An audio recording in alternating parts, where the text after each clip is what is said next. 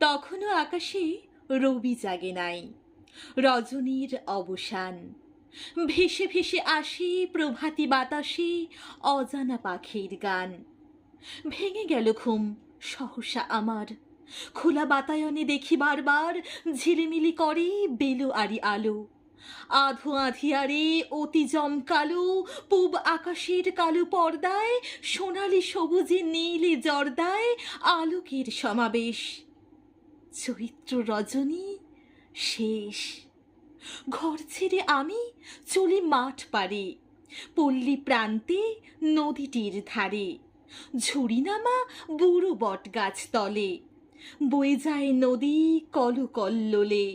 তারি তীরে অতি পুরাতন ঘাট, চারিধারে তার ধরিয়াছে ফাট। দুবো ঘাস আর সবজি পানায় ভরে আছে তার কানায় কানায়। ছল ছল জল বহে অবিরল, সিঁড়িতে আঘাত করে দিন রাত, যেন আর তার গীতি না ফুরায়। জল তরঙ্গ বাজিয়ে সে যায়, আমি এসে বসি ভাঙা বৈঠায়, নিরিবিলি ঘাটে একা নিরালায়। ওপারে আঁধার হয়ে আসে ফিকে, আলোর আমেজ জাগে দিকে দিকে। আবলুসে ম্লান আবছায়া ঢাকা, কালচিটে কালো ঝুল কালি মাখা, গোপন প্রকৃতির রহস্যে ভরা। সহজ রূপেতে পড়ে গেল ধরা। যারা ছিল সব স্বপনের দেশে, দেখা দিল তারা একে একে এসে।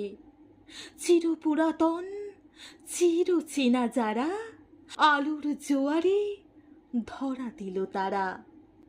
মাথার উপরে এপাশে ওপাশে তারার চুমকি মিলায় আকাশে।